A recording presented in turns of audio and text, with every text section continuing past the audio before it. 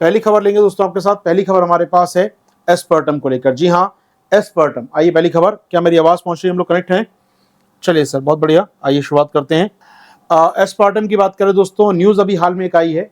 WHO ने क्या किया है, घोषित किया है, जो आपका प्रकार से मुझे कहना चाहिए शुगर फ्री कंटेंट होता है, जो आप बोलते हैं कि शुगर फ्री दवाई है, शुगर फ्री ये कोल्ड ड्रिंक है, शुगर फ्री है खाने के लिए ये, तो ये एस्पार्टम होता है आमतौर के उसके अंदर एस्पार्टम जो होता है दोस्तों, इसको WHO ने कहा है कि ये संभवतः कैंसर जनक है, कैंसर पैदा करने वाला है, पॉसिबली कार्सिनोजेनिक है दोस्तों ये। तो कार्सिनोजेनिक या कार्सिनोजेनिक या कैंसर जनक क्या होता है, डिबेट करेंगे, इस पर आपके साथ चर्चा करेंगे। WHO ने जो कहा है वो क्या है, इसके मायने, आइए पूरी खबर का एनालिसिस करते हैं। देखिए WHO ने हाल में क्या कहा दोस्तों, WHO ने हाल में कहा कि भैया जो फूड इंडस्ट्री में यूज करते हैं आप आर्टिफिशियल स्वीटनर, कृत्रिम मीठापन पैदा करने के लिए दोस्तों आप यूज करते हैं, चीनी के अलावा, चीनी पैदा नहीं कर रहे, चीनी के अलावा आप कुछ डाल रहे हैं उसमें, वो क्या करता है, पॉसिबल कार्सिनोजेनिक है, संभवतः वो कैंसर पैदा कर सकता है। ये कहना है WHO की रिपोर्ट का दोस्तों। इनका मानना है कि ये कैंसर पैदा कर सकते हैं। यहाँ पर रिपोर्ट लगातार आपके पास आई। यूपीएससी ने क्वेश्चन पूछा था आपसे कुछ साल पहले दोस्तों, 2011 के पीटी में क्वेश्चन आया था, आपकी स्क्रीन पर आपको दिख रहा होगा। एस्पार्टम पे क्वेश्चन था। एस्पार्टम आर्टिफिशियल स्वीटनर में कहा था ये होता है, इसमें अमीनो एसिड होता है, अमीनो एसिड कैलोरी मिलती है, अमीनो एसिड से प्रोटीन मिलता है आपको दोस्तों, लेकिन इसका उपयोग का आधार क्या है, क्यों यूज करते हैं इसको, what is the basis of this use, पूछा था आपसे क्वेश्चन। यहाँ पर यूपीएससी ने 4 ऑप्शन दिए थे आपकी स्क्रीन पर। इसका आंसर था दोस्तों डी। यहाँ पर चीनी की तुलना में बहुत कम मात्रा में डलता है दोस्तों ये, बहुत ज्यादा कैलोरी होती है इसके अंदर, तो बहुत कम मात्रा में डालिए। तो चीनी पर मिठास मिलती है, चीनी से ज्यादा मिठास मिलती है इसको, लेकिन मात्रा बहुत कम होती है इसकी, तो बहुत कम मात्रा में जाता है बॉडी में, लेकिन मिठास उतनी ही पैदा करता है। तो कहीं ना कहीं इसका जो बेसिस था, इसका यूज करने का कारण होता है केवल, आंसर डी था इसका दोस्तों। चलिए आगे बढ़े हम लोग, यहाँ से आगे का ले चले कहानी को आपकी। तो यहाँ पर WHO क्या कह रहा है जनाब, इसका आप यूज करते हैं कहाँ कहाँ, इसका यूज करते हैं आप डाइट सोडा आते हैं बहुत प्रकार के, आइस टी आती है, आइसक्रीम आती हैं, कम वसा वाले दही आते हैं, अनाज आते हैं, चबाने योग्य विटामिन आते हैं, दवाएं आती हैं, इसमें एस्पार्टम का यूज खुलकर करते हैं। उनका कहना है कि भैया आप कुछ भी कर लीजिए, कुछ मात्रा एस्पार्टम की आप लेते ही लेते हैं, और एस्पार्टम कैंसर, संभावित कैंसर पैदा करना, पॉसिबली कैंसरजेनिक, कैंसर पैदा होता है कि नहीं होता वी कांट से, लेकिन संभावित है कैंसर पैदा हो सकता है।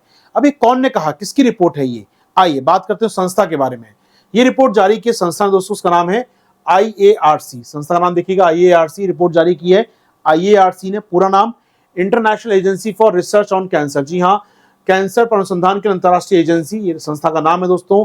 इसका मुख्यालय है कहां पर, इसका मुख्यालय है फ्रांस के लियोन शहर में। स्थापना हुई थी 1965 में। याद रखिएगा WHO के तहत कैंसर का अध्ययन करने के लिए बनाई गई संस्था थी ये, ठीक है। तो ICAR का नाम याद रखिए दोस्तों हम लोग, IARC का नाम याद रखिएगा, IARC संस्था है, हेडक्वार्टर फ्रांस के लियोन शहर में इसका मुख्यालय है। स्टैब्लिश हुआ 65 में, WHO के अधीन काम करती है। अल्टीमेट काम है कि भैया कोई खाने का पदार्थ कैंसर योग्य है क्या नहीं, क्या उससे कैंसर तो नहीं होगा, इसका अध्ययन करती है संस्था। नाम है international agency for research on cancer दोस्तों। जी हाँ, तो इसमें रिपोर्ट आई थी, इसे मूल्यांकन किया गया एस्पार्टम का, और कहा गया हाँ इससे संभावित है कैंसर पैदा होता होगा। अब इस एजेंसी ने क्या कर रखा है, ग्रेड तैयार कर रखे हैं, grade 1, grade 2, grade 2A, 2B, 3, इसमें पदार्थों ग्रेडिंग देते हैं। जैसे मैं एग्जांपल दूं, मैं चीनी खा रहा हूं, तो चीनी किस ग्रेड की है, कैंसर पैदा कर सकती है, इतनी ग्रेड 3 है, ग्रेड 4 है। या मान ली स्मोकिंग कोई कर रहा है, तो स्मोकिंग क्या ग्रेड 1 में है, क्योंकि वो ज्यादा कैंसर पैदा करती है। तो उन्होंने क्या किया है, ग्रेड तैयार किए हैं, और उस ग्रेड के आधार पर पदार्थों को क्लासिफिकेट करते हैं, वर्गीकृत करते हैं। आइए बात करें, तो यहां पर क्या किया उन्होंने दोस्तों, बनाने के लिए IARC ने ग्रेडिंग प्रणाली का उपयोग करता है, ठीक है। तो ग्रेडिंग सिस्टम क्या समझेंगे आपके साथ, अगला टॉपिक क्या, ग्रेडिंग सिस्टम क्या होता है समझिएगा। ग्रेड 1, 2, 3, 4 क्या होते हैं आपकी स्क्रीन पर। ग्रेड 1, अगर कोई कहता है ग्रेड 1 पदार्थ, इसका मतलब क्या है, वो जो आप खाने का पदार्थ यूज कर रहे हो उससे तो कैंसर होना ही है। जी हाँ दोस्तों, ये ग्रेड 1 जो पदार्थ होंगे मनुष्यों को कैंसर कारण बनाने वाले कारक हैं। जी हाँ, ये तो कैंसर पैदा करेंगे ही करेंगे। इनकी कैंसर जन्यता का समर्थन करने वाले पर्याप्त सबूत हैं, यानी कि बहुत क्लियर है कि इनके खाने से कैंसर होता है। और अगर हम बात करें तो ग्रेड 1 में उन सामानों को, उन खाने पीने के सामानों को रखा जाएगा जिनसे कैंसर पैदा करने के पूरे साक्ष्य हैं कि कैंसर पैदा होता ही होता है इनसे। जैसे आप कह सकते हैं आप लोग यहाँ पर, स्मोकिंग हो सकती है, एस्बेस्टस हो सकता है, या जो प्रसंस्कृत मीट होते हैं, प्रोसेस मीट होते हैं, उनसे बड़े स्केल पर कैंसर पैदा होने का कारण होता है। पर्याप्त सबूत है कि इनसे कैंसर हो सकता है। तो धूम्रपान जानते हैं आप लोग, स्मोकिंग किल्स की बात करते हैं हम लोग, धूम्रपान से कैंसर होता ही है, ये पर्याप्त सबूत हमारे पास। इसको किस में रखेंगे, ग्रेड 1 में। तो एस्पार्टम ग्रेड 1 में है नहीं, संभावित है, अभी कंफर्म नहीं, संभावित है। ग्रेड 2 आइए, ग्रेड 2 में कौन होता है दोस्तों? ग्रेड 2 में वो पदार्थ होते हैं दोस्तों जो संभवतः मनुष्यों में कैंसर पैदा कर सकते हैं। तो ग्रेड 2 को बांटते हैं दो भागों में, संभवतः में दो भाग होते हैं, 2A और 2B। आइए दोस्तों बात करते हैं क्या होता है। एक होता है 2A, एक होता है 2B आपके लिए यहाँ पर। आइए, तो 2A क्या होते हैं? तो ग्रेड 2 के भीतर दो श्रेणियां होती हैं। 2A में क्या होते हैं? वो एजेंट शामिल होते हैं, वो पदार्थ शामिल होते हैं जो संभवतः मनुष्य में कैंसरकारी है और जिसकी जानवरों में कैंसर जनक का सबूत है हमारे पास। ठीक है, यानी एनिमल में कैंसर हो रहा है, ये सबूत हमारे पास है। इंसानों में भी कैंसर हो सकता है, ये संभावना है। मनुष्यों के संबंध में सीमित डेटा है। ठीक है, यानी कि इस पदार्थ के खाने से पशुओं में तो कैंसर देखा गया है, मनुष्यों में पर्याप्त डेटा नहीं है कैंसर होता है कि नहीं होता, लेकिन हाँ संभावना है कैंसर होता होगा। तो कौन सा एलिमेंट होगा ये? 2A।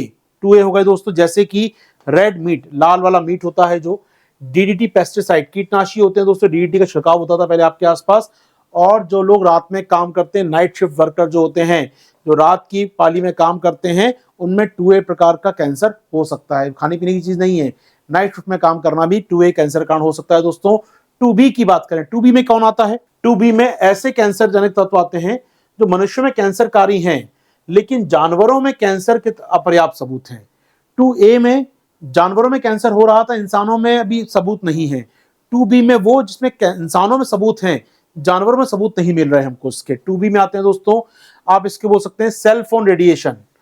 अब सेल फोन रेडिएशन के दोस्तों बात करें यहाँ पर, तो यहाँ पर दोस्तों हमारे पास पर्याप्त सबूत नहीं है, बहुत ज्यादा मनुष्य में बहुत सीमित सबूत है। हेयर ड्रेसर रूप में व्यावसायिक जोखिम दोस्तों, जी हाँ, तो जो हेयर ड्रेसर होते हैं इस प्रकार से हम बात करें, कई केमिकल का यूज करते हैं वो, कई केमिकल का छिड़काव करते हैं आपके बालों में, कई केमिकल लगाते हैं बालों में आपके। तो हेयर ड्रेसर जो होते हैं वो ऐसे कई केमिकल से गुजरते हैं अपनी लाइफ में। ऑक्यूपेशनल कैंसर इसको कहते हैं। आप ऐसा कुछ काम कर रहे हैं, जैसे नाइट शिफ्ट कोई कर रहा है तो कैंसर हो सकता है। ऐसी ऑक्यूपेशनल, आप कोई हेयर ड्रेसर का काम कर रहा है, उससे संभवतः कैंसर हो सकता है क्योंकि वो खतरनाक केमिकल्स का यूज करता है। जी हाँ, तो ये होता है 2B के अंदर। ग्रेड 3 में कौन आता है दोस्तों? ग्रेड 3 में आता है उन पदार्थों को रखते हैं जिनके सीमित या पर्याप्त डेटा के कारण कैंसर के रूप में वर्गीकृत नहीं किया सकता। तो ऐसे पदार्थ जो लग तो रहा है कैंसर जनक है, लेकिन डेटा बहुत कम है हमारे पास, ना पशुओं में ना इंसानों में डेटा है नहीं हमारे पास इसके बारे में। तो क्या ग्रेड 3 के एलिमेंट होते हैं। फिर समझिएगा, ग्रेड 1 में जो पक्का कैंसर पैदा कर रहे हैं, बहुत एविडेंस आपके पास है कैंसर होता है, पहला। ग्रेड 2 में दो हैं, 2A, जिनमें मनुष्यों में तो कैंसर के अभी साक्ष्य बहुत नहीं मिले हैं, लेकिन पशुओं में कैंसर होता है। 2B, पशुओं में कोई साक्ष्य नहीं मिला अब तक, लेकिन मनुष्यों में भी साक्ष्य कम है, लेकिन हो सकता है। और कैंसर 3 या टाइप का 3, ग्रेड 3 दोस्तों, जिसमें सीमित प्रयोग के कारण कैंसर हो सकता है, लेकिन डेटा हमारे पास अभी नहीं है। जैसे कॉफी पीना, मरकरी या पारा या पैरासिटामोल खाते हैं आप, दर्द निवारक दवाइयां होती हैं कई प्रकार की दोस्तों, तो कॉफी, मरकरी या पैरासिटामोल से कैंसर हो सकता है, हालांकि बहुत ज्यादा एविडेंस हमारे पास नहीं है। तो एस्पार्टेम कहाँ आएगा? तो एस्पार्टेम को WHO ने आइडेंटिफाई किया है दोस्तों यहाँ पर। अब सुनिएगा, एस्पार्टेम की बात करें उन्होंने, तो यहाँ पर उनका मानना है कि यार ये 2B का है, 2B है, संभावित कैंसर जन्य है। पशुओं में कैंसर के साक्ष्य नहीं मिले हैं एस्पार्टेम से, पशु खाते ही नहीं एस्पार्टेम। रख दीजिए ना कोल्ड ड्रिंक खुली, चींटियां या पशु खाएंगे ही नहीं उसको।